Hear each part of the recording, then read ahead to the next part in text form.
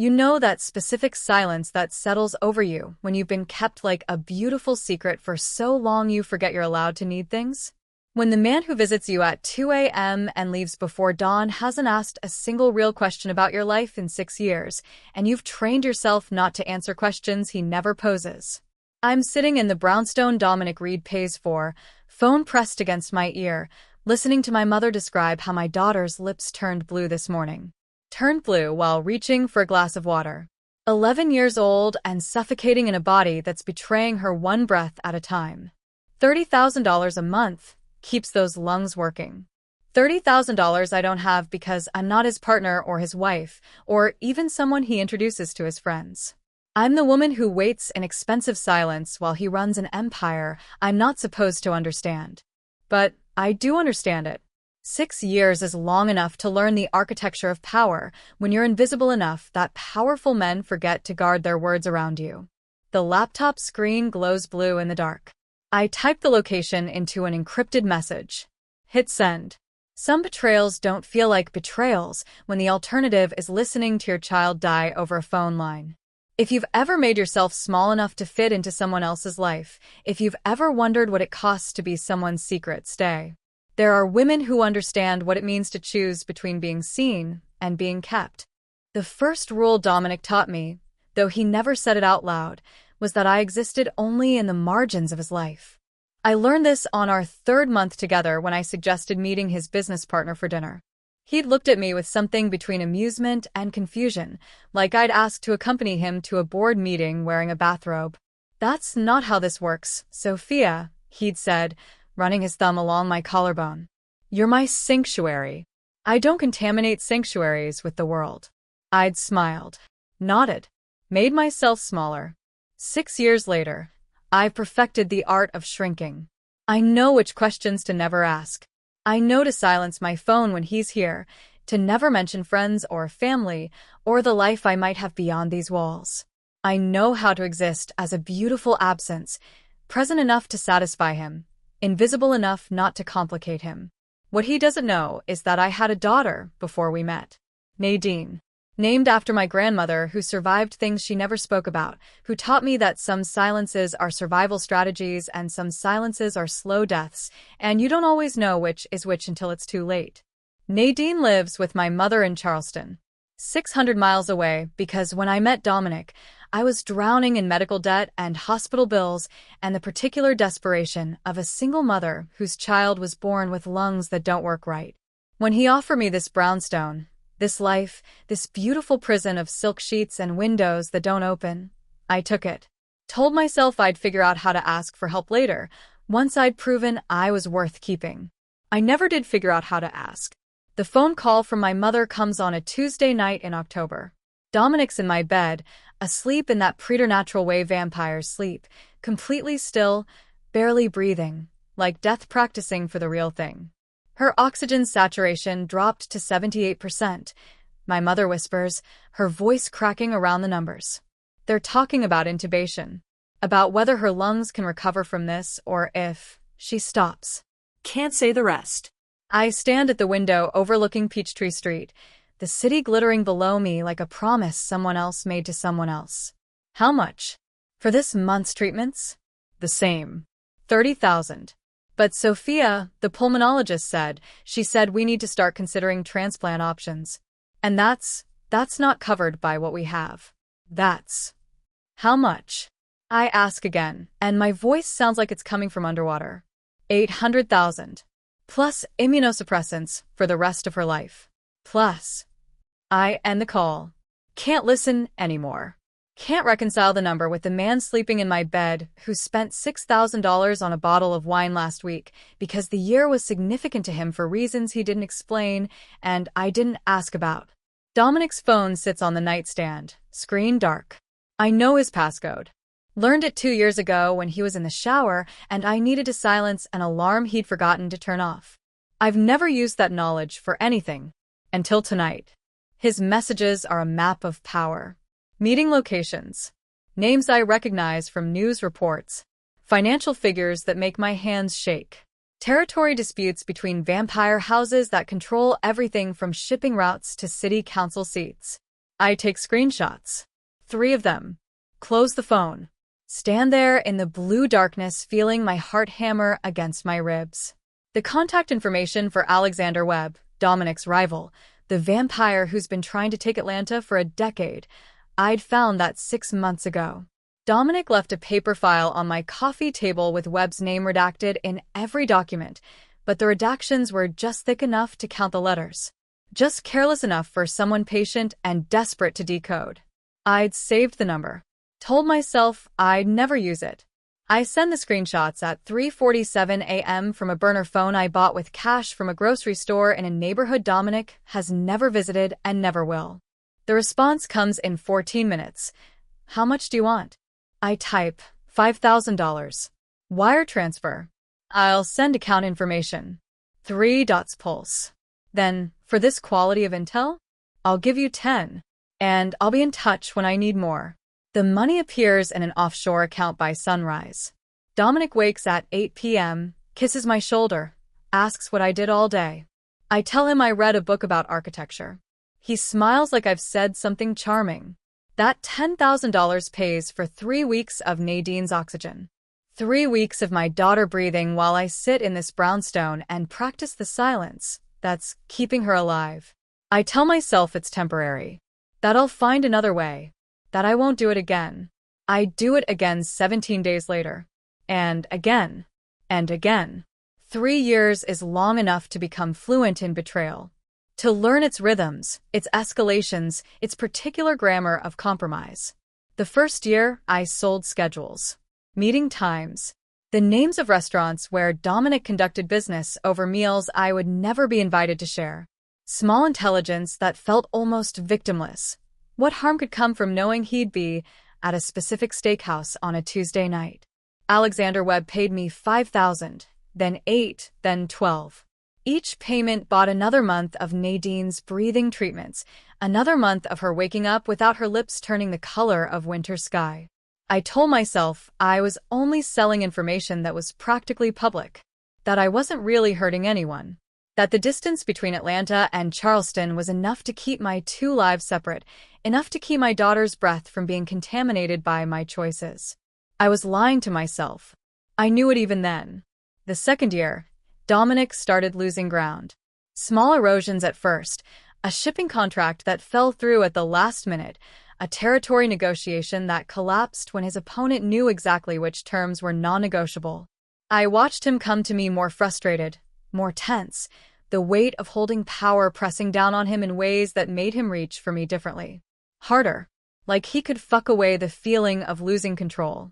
I held him afterward and listened to him talk about betrayal, about how someone in his organization must be leaking information, about how trust was the only currency that mattered in his world, and someone had counterfeited it.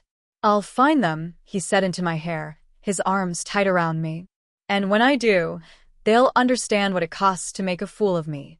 I stroked his back and made soft, sympathetic sounds and calculated how many months of treatment I'd bought with the intelligence I'd sold the week before. $15,000 for the location of his weapons depot in Marietta. Not the big one. I wasn't that far gone yet. Just the secondary storage facility he thought no one knew about because he'd only mentioned it once. In my bed, half asleep after we'd made love, and he'd been talking about the logistics of maintaining power across a city this size. He thought I'd been sleeping. I'd been memorizing. The phone calls from Charleston got worse. My mother stopped trying to soften the details. She coughed so hard she broke a rib. She told me on a Wednesday afternoon while Dominic was across town at a meeting I'd sold the location of for $20,000. She's 11 years old, and her body is breaking itself trying to breathe. Is the money enough? I asked, which was the only question that mattered. The only thing I could control from 600 miles away in a brownstone full of furniture I hadn't chosen, and art I didn't understand. For now. But Sophia, you need to understand, this disease doesn't plateau. It only gets worse. And the transplant list, they need to see that we can cover the costs or she doesn't even get evaluated. We need proof of $800,000 just to put her name on the list. Just for a chance. I told her I'd figure something out. Ended the call. Sat on the edge of the bathtub. The one place in this apartment where the acoustics swallowed sound, where I could break without witnesses, and I let myself cry for exactly 5 minutes. Then I washed my face and scheduled drinks with Alexander Webb. We met in a hotel bar in Buckhead where no one from Dominic's world would think to look. Webb was older than Dominic, turned sometime in the 1800s if the rumors were accurate, with the kind of face that looked like it had been carved by someone who understood suffering intimately. "You've been extremely valuable," he said, swirling bourbon in a crystal glass. "But I sense you're building toward something. The intelligence is getting more substantial, more dangerous." He looked at me with eyes that had watched empires rise and fall. "So tell me, Sophia, what is it you actually need?" I could have lied. Could have kept the careful distance I'd maintained for 3 years, kept my daughter theoretical, kept my desperation hidden behind the same mask I wore for Dominic. Instead, I said, $800,000. He didn't blink. "For that price, I'd need something that changes the game entirely." "I can get it." "What makes you so certain?" "Because he trusts me." The words tasted like ash. "Because I'm the secret he keeps, and men tell their secrets, things they'd never tell their allies." Webb set down his glass with a soft click against marble. "The main weapons cache. The one in Forest Park that supplies his entire southeastern operation. That's what I want. Location, security protocols, shift changes. Everything." My hands didn't shake. That's what surprised me most looking back. My hands stayed perfectly steady as I nodded, as I agreed to the thing that would get people killed, as I traded lives I'd never meet for lungs my daughter desperately needed. 1 week, I told him. He slid an envelope across the bar. 10,000 now. The rest when you deliver. I went home and made love to Dominic with a gentleness that felt like morning. He fell asleep with his head on my chest, and I lay there in the dark listening to his heartbeat, slow, steady, the rhythm of something that had survived centuries and would survive this too, probably because men like him always did. But I wouldn't. I knew that even then. Knew that some prices get paid in pieces of your soul, and you don't get to decide when the debt comes due. You just wake up one morning and realize you're empty, and the only thing you've managed to save is the one thing that made becoming empty feel like a choice instead of a surrender. Nadine sent me a video that week. My mother held the phone while my daughter, oxygen tubes in her nose, sang me a song she'd learned in music class. Her voice was thin, breathy, each note a little battle she was winning. "I love you, Mama," she said at the end, waving at the camera. Mom says you're working really hard, so I can get better. Thank you for taking care of me." I watched that video 47 times. Memorized every inflection, every gap where she paused to catch her breath, every smile that proved she was still here, still fighting, still mine to save even if saving her meant damning myself. Then I opened Dominic's phone while he was in the shower, and I photographed everything. The photographs sat in my encrypted cloud for 3 days before I could bring myself to look at them again. Security rotations. Access codes. The exact coordinates of the Forest Park facility buried in a text thread between Dominic and his head of operations. Everything Alexander Webb needed to dismantle the infrastructure that had kept Dominic powerful for 40 years. I kept thinking I'd delete them.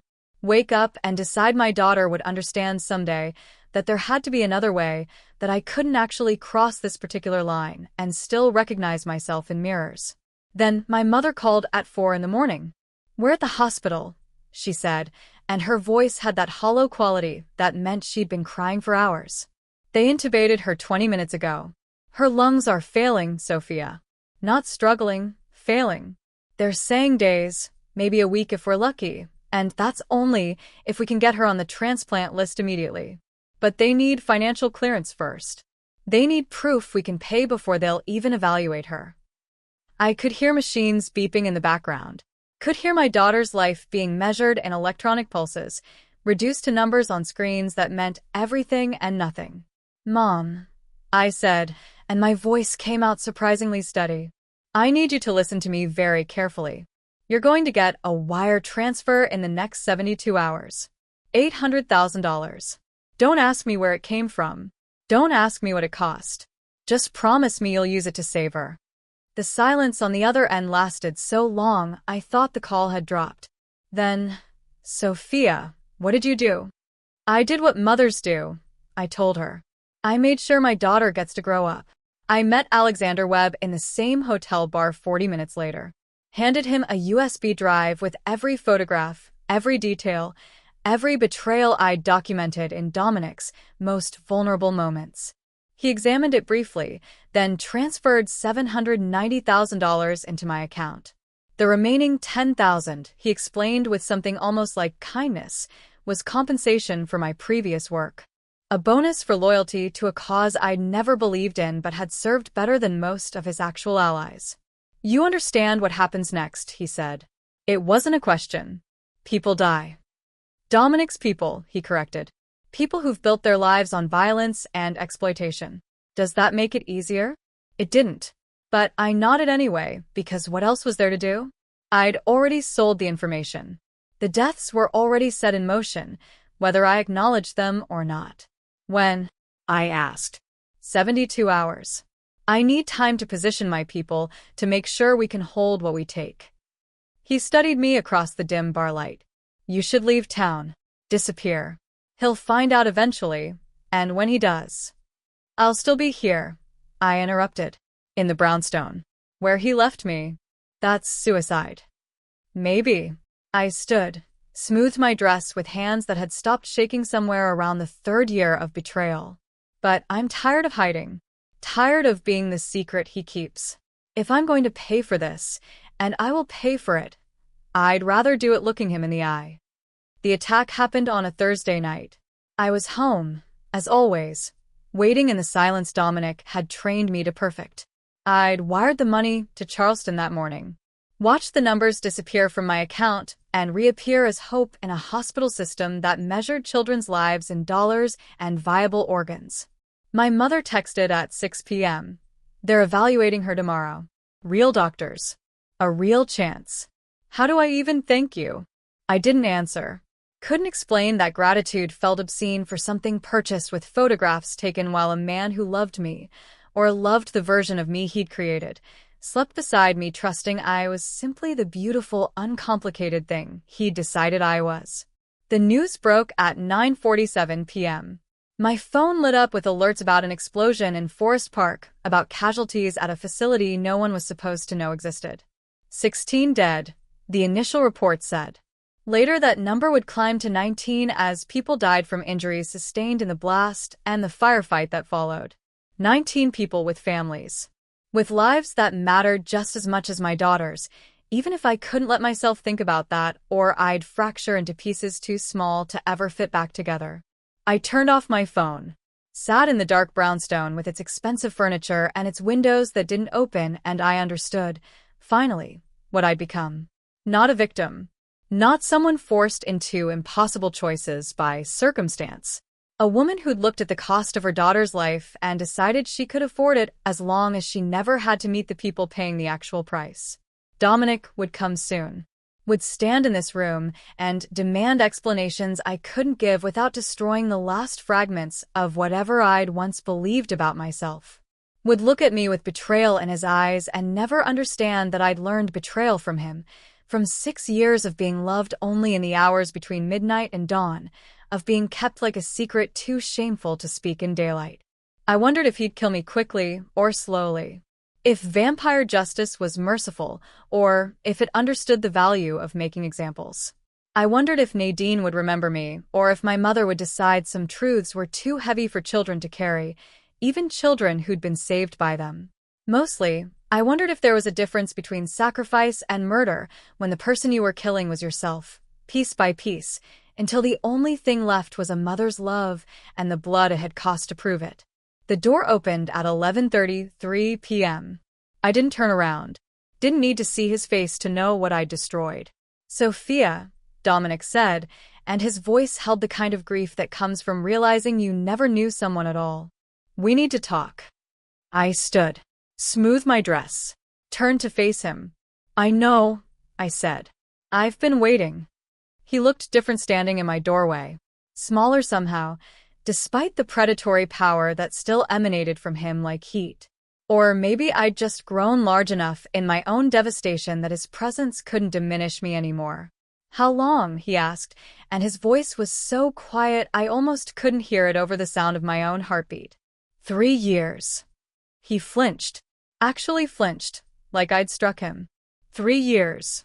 You've been selling me to Alexander Webb for 3 years, and I never, he stopped. Pressed his palm against the doorframe like he needed it to stay upright. I traced the leak to an encrypted server. Took me 4 days to break through the proxies. Do you know what I felt when I saw your laptop signature in the access logs? I didn't answer. Wasn't sure there were words for what he was asking. Relief, he said, and laughed, bitter and broken. For about 10 seconds, I felt relief because I thought it was a mistake. Thought someone had hacked your computer, used you without your knowledge, because the Sophia I knew would never. He looked at me then, really looked, and I watched understanding settle over his features like frost. But I didn't know you at all, did I? No, I said simply. You didn't. 19 people are dead, Sophia.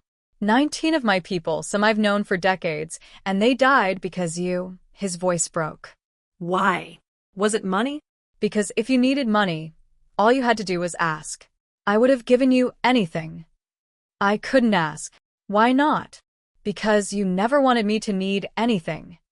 The words came out sharper than I'd intended, carrying 3 years of careful silence behind them. You wanted sanctuary, remember? You wanted the woman who existed only when you visited, who had no life complicated enough to intrude on yours. What was I supposed to say?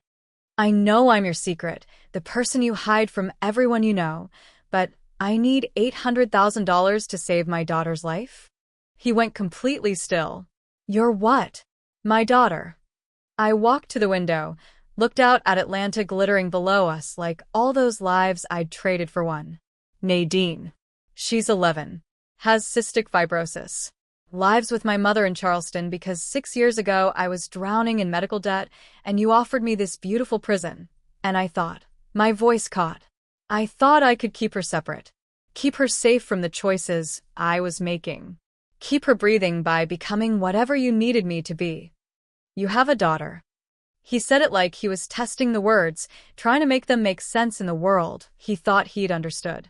For 6 years, you've had a child, and you never mentioned her. Not once. You never asked if I had a family. You never asked what I did before we met, what I wanted beyond this apartment, whether I had anyone I loved more than I could ever love you. I turned to face him. You never asked because you didn't want to know. Because knowing would have made me real, and real women are complicated. Real women need things. Real women have daughters whose lungs are failing. He sat down heavily on my couch, this man who'd survived centuries, who'd built an empire on violence and strategy, and he looked lost. You could have told me.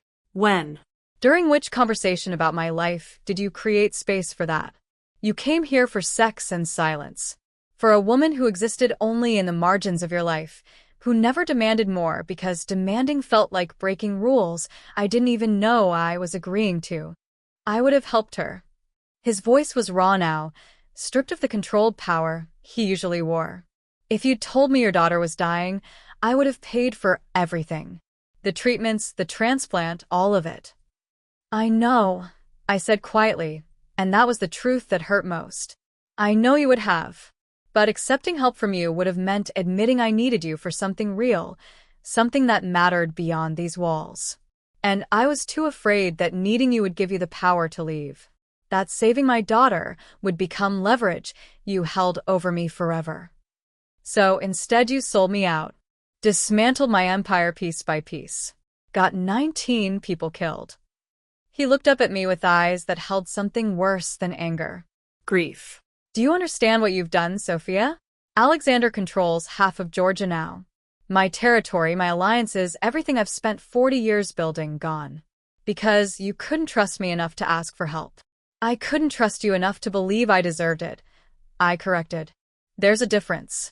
The silence stretched between us like all the conversations we'd never had, all the questions he'd never asked, all the answers I'd taught myself not to give. Where is she now? He finally asked. Your daughter. Children's Hospital in Charleston. They're evaluating her for transplant tomorrow. Real doctors. Real hope. She might actually live to see 12. Because of blood money. Because I was willing to become the villain in your story, so I could stay the hero in hers. I sat down across from him, close enough to see the pain etched in his face. You want me to apologize? To tell you I regret it? I can't. Those 19 people. I'll carry them for the rest of my life, however long that is. But my daughter gets to breathe. And if you ask me to choose again right now, knowing everything I know, I'd make the same choice. He stared at me like I was something he'd never seen before. Maybe I was. Maybe the real Sophia, the one with a daughter and medical debt and the capacity for calculated destruction, was someone he'd never imagined could exist inside the woman who'd smiled quietly in his bed for 6 years. They want you dead, he said finally. My court. They've demanded I execute you for treason. Vampire law is clear. You betrayed the house. People died. There's only one sentence. I know. You know. He laughed again. That same broken sound. Of course you know. You've been living with this for 3 years. You've had time to count the cost. He leaned forward, elbows on his knees. I could fight them. Argue for exile instead of execution. I'm still king. I could. You'd lose the crown, I interrupted. They're already questioning your judgment. Showing mercy to the woman who destroyed you? They'd see it as weakness. They'd replace you within a week. Maybe I don't care about the crown anymore. Yes, you do. I reached across the space between us, touched his hand once. You care about power because power is the only thing that's kept you safe for 200 years. I won't ask you to give that up for me. I made my choice. Let me pay for it. He turned his hand over, caught my fingers, held them like he could memorize the shape of my palm, the way my skin felt against his. I loved you, he said, and it sounded like mourning. In the only way I knew how. In the only way I thought was safe. I know, I whispered. I loved you too. Enough to betray you. Enough to destroy everything you built if it meant my daughter got to grow up. That's how women like me love. We measure it in what we're willing to burn. He pulled me close then, pressed his forehead against mine. We stayed like that for a long time, two people who'd failed each other in every way that mattered, holding on because letting go meant admitting it was really over. What's her name again? He asked quietly. Your daughter. Nadine. Tell me about her. So I did. Told him about her laugh, her stubbornness, the way she sang even when breathing hurt. Told him everything I'd kept hidden for 6 years while he'd kept me hidden from the world. And Dominic Reed, vampire king of Atlanta, listened to me describe the child he'd never meet and wept for all the ways we destroyed each other while calling it love. We stayed like that until dawn started bleeding pink through the windows, him holding me like I was something precious he'd broken through carelessness, me memorizing the feel of his arms because I knew this was the last time I'd be held by someone who'd loved the version of me I'd pretended to be. When he finally pulled away, his face looked like something carved from grief. I created this, he said, and it wasn't a question. I kept you so separate, so hidden, that you couldn't even believe I'd helped save your child's life. What does that say about the kind of love I offered you? It says you loved me, the only way you knew how. I touched his face, traced the line of his jaw. You're 200 years old, Dominic. You've survived by keeping people at arm's length, by never letting anyone become essential enough to destroy you. I don't blame you for that. I couldn't let it kill my daughter. I'm going to pay for the transplant, he said suddenly. All of it. The surgery, the medications, everything she needs for the rest of her life. I'll set up a trust that your mother can access, but that can never be traced back to you. Nadine will never know where the money came from. My throat tightened. Dominic. Let me do this.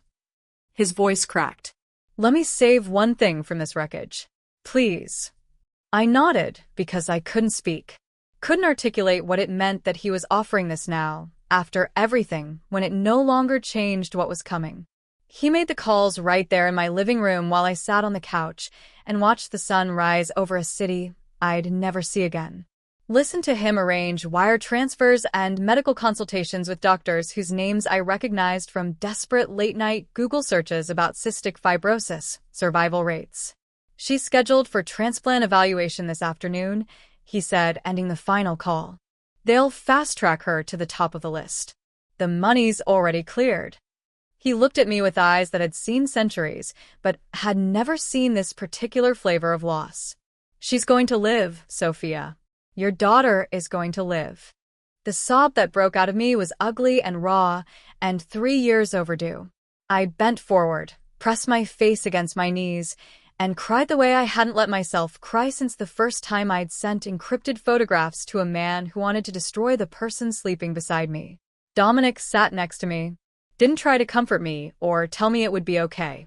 Just sat there while I fell apart, bearing witness to the thing I'd been holding together through sheer force of will and maternal desperation.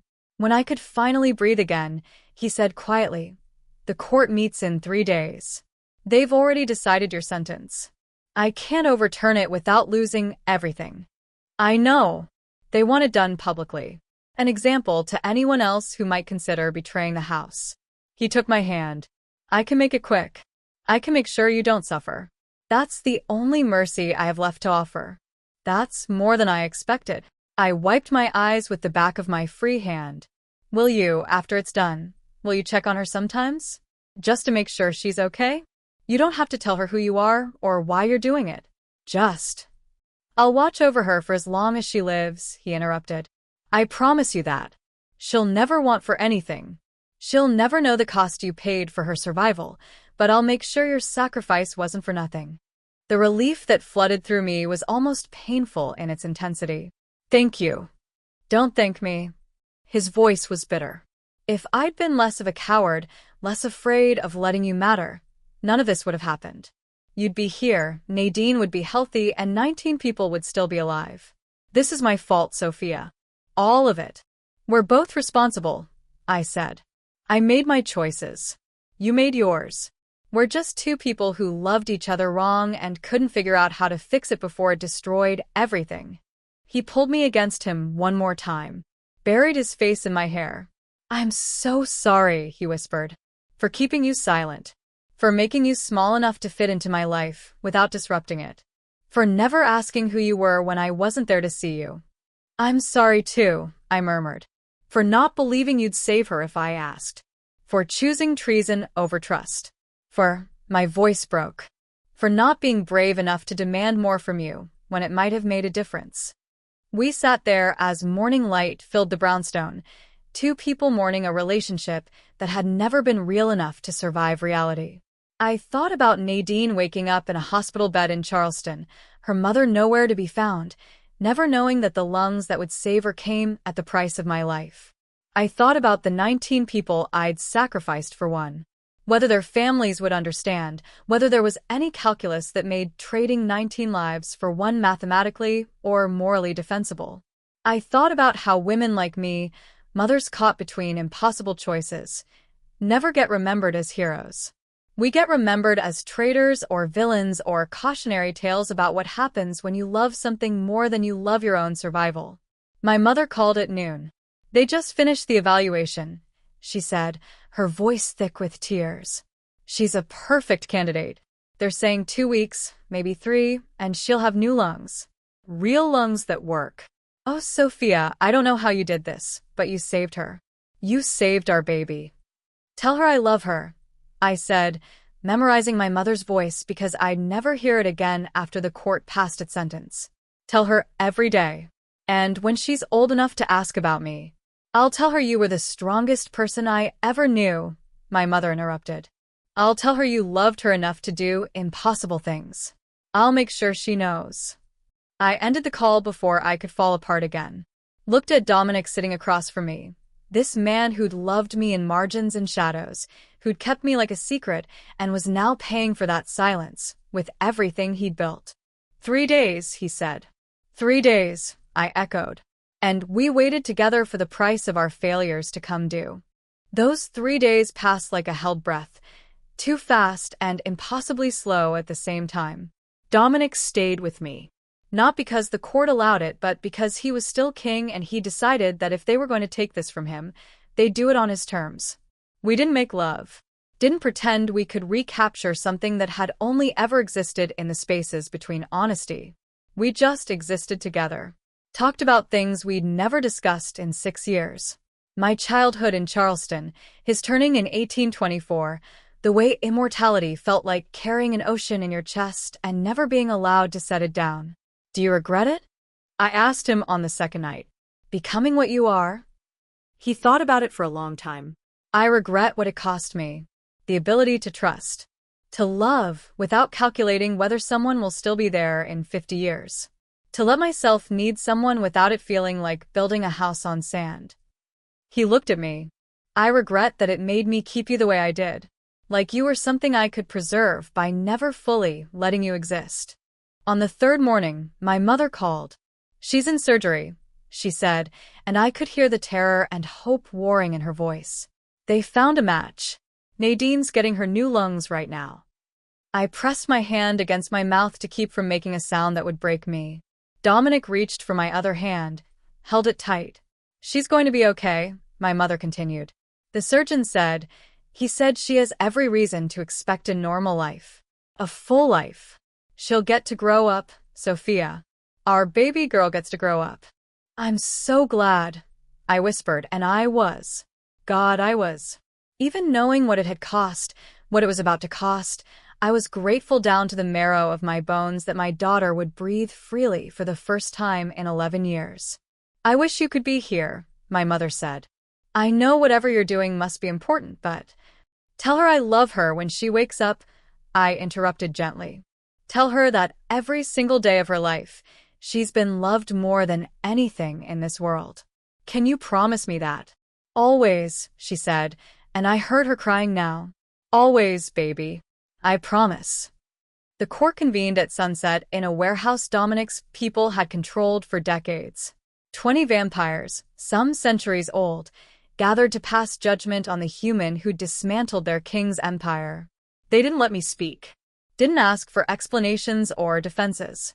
Just read the charges: treason, conspiracy, 18 counts of murder by proxy, and announced the sentence. Death. Immediate. Public enough that anyone considering betrayal would remember what it cost. I stood there in a simple dress, my hair down the way Nadine liked it, and I felt calm. Not resigned, calm. The kind of peace that comes from knowing you've already won the only battle that mattered.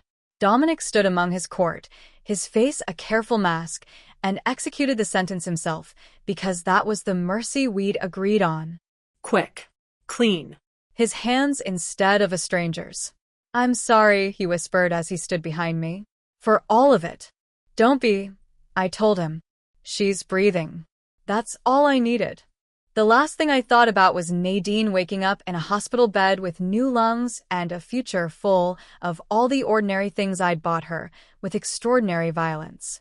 School dances and first loves and arguments with her grandmother about curfews. A life that had nothing to do with vampire politics or mothers who sold secrets or the impossible mathematics of choosing one life over 19.